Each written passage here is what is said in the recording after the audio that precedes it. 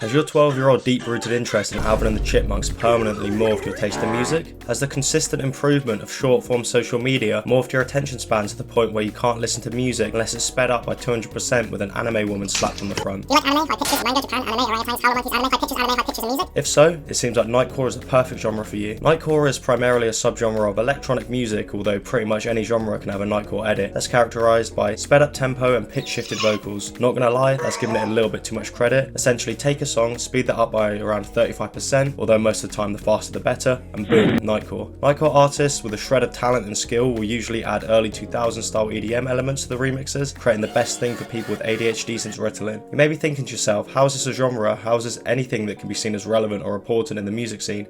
3 words: short attention span.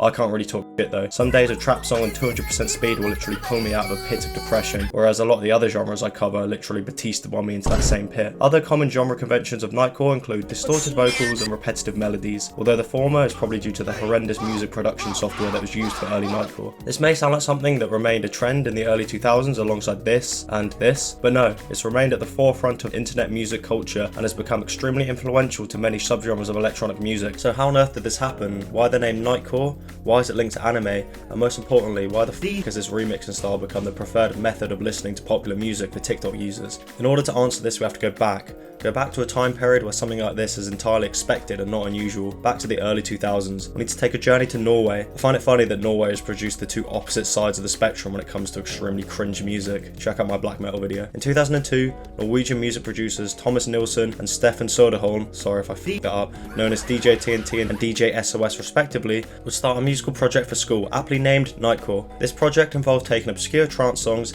speeding up the tempo and adjusting the pitch slightly using the Dance EJ3 production software. They would take these songs, slap their own name on them and release them. This style of music would be inspired by the likes of Scooter, specifically the track Nasaja, as well as the happy hardcore genre as a whole. The name Nightcore would be explained on their website as, "We are the core of the night, so you'll dance all night long," which means absolutely nothing and makes zero sense. They would release their first album Energize in 2002, only really reaching the ears of their classmates, who probably just relentlessly bullied the duo rather than praising their musical prowess. However, it did actually earn them an A+ as their school project. After this, the duo would decide to ditch Dance EJ3, instead opting for a brand new software that was described by the duo as being top secret. This change resulted in early albums such as Summer Edition 2002, Alhova and Sensation. These albums would be distributed throughout Norway on self-release CDs, although they didn't really gain any traction. I wonder why. This would have remained the case until the rise of file sharing websites such as LimeWire, where the songs would be distributed to a wider audience without the knowledge of the original creators, in hand teaching many others around the globe that you don't need technical skill or talent to make popular electronic music.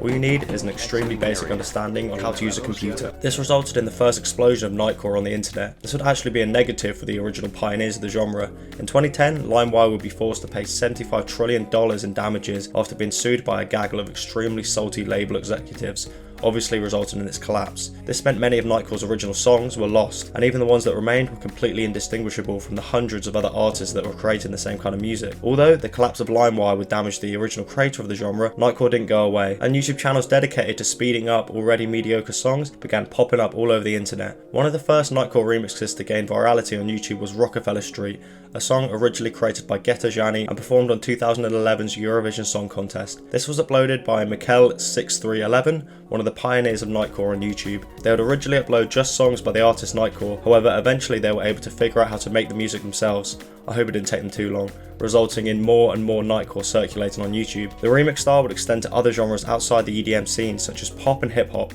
Backlash ensued because, you wouldn't believe it, there are actual Nightcore gatekeepers who believe that any Nightcore remixes or songs outside the dance sphere aren't real Nightcore. The similarities between Nightcore and black metal seem to be stacking up. The Nightcore scene then crossed over to SoundCloud, forefronted by the artist Lil Angel Boy, who would actually add other musical elements to his remixes. And just like that, you couldn't browse any platform without being bombarded by low-resolution anime thumbnails accompanied by Nightcore.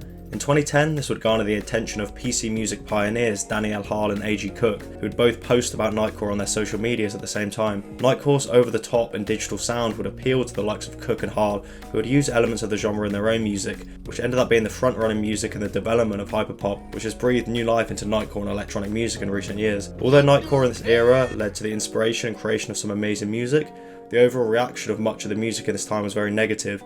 This was mainly due to the extremely low barrier for entry in the creation of this music. In other words, it's very simple and easy to create. And although this allowed the sound to spread at a very rapid pace, unfortunately the downside of this is that most people don't enjoy a piece of electronic music being sped up and would consistently make jokes and memes pointing fun at the genre. What remains ironic about this point is the fact that the exact same thing is spreading on social media again, just without the anime addiction and poor sound quality. All over TikTok, songs aren't being listened to at their intended BPM, many of which have been sped up, resulting in these sped up versions becoming the preference of many dentheads and mouth breathers who are regulars on TikTok. The reason for this is pretty obvious. TikToks that perform well are specifically designed to immediately grab the viewer's attention, as it's very easy just to scroll past and skip any given video. Sped up songs allow for a greater deal of musical and lyrical content in a short amount of time, catering to the diminishing attention span. I've used short attention span as an excuse for the popularity and relevance of Nightcore multiple times now, but I don't believe it to be the sole reason for its popularity. The original songs made in the early 2000s were appealing enough to be re-uploaded by individuals not even involved in the original project, which proves somebody put an actual real effort in a time where attention spans were much greater to spread this kind of music. Faster songs are often seen as more upbeat and bright sounding. This, accompanied by the fast synths and high-pitched singing voice, seems to appeal to many people, not just as a genre in itself, but as a technique and style that's inserted into many other genres of music. Although the original Nightcore music has been largely forgotten about, apart from a few people that have watched far too much anime, its influence on many genres of electronic music makes the entire thing extremely relevant and interesting to me. Specifically, the genre of hyperpop commonly uses the stylings of Nightcore alongside every other shitty subgenre somehow. Many of these hyperpop artists listened to Nightcore when they were younger. Combining this memory with experimental beat making and an air of irony creates something that sounds nostalgic to every deranged kid who spent far too much time on the internet during the late 2000s and early 2010s. Spreading and delivering Nightcore to an audience that actually appreciates the musicality and talent, as well as the high-pitched vocals and ridiculously fast pace. So Nightcore seems to be thriving in the modern day, but how can this continue? I believe there will always be an appeal to the sound. Something about a fast pace manages to capture many music listeners throughout a huge varied collection of genres. It gets the heart beating fast, it heightens the senses, it really tickles that frontal lobe, and it truly is complete proof that something completely underwhelming can become vastly popular and influential to a variety of the future generation. I'm gonna have to apologise for the second week in a row for my raspy ass voice. I'm not sure if you're aware, but I'm British, and recently we had the King's coronation. And although my favourite thing about the whole ceremony was his massive sausage fingers, I still celebrated in a very British way, so my voice suffered a little bit more than last week, and it's actually been a struggle to record this video. But luckily, I keep doing genres with poor quality vocals, so I can just use that as an excuse, and I will continue to release these videos every Friday, regardless of what I continue to do to my own body in the name of just being British. You don't know me, read my body low key, till you don't want me, never stop my copy. I don't know you, stepping like some bad boy, told the bitch to call you through, said she didn't want to, yeah, to buy sense the taste, yeah, COVID laced my suitcase, she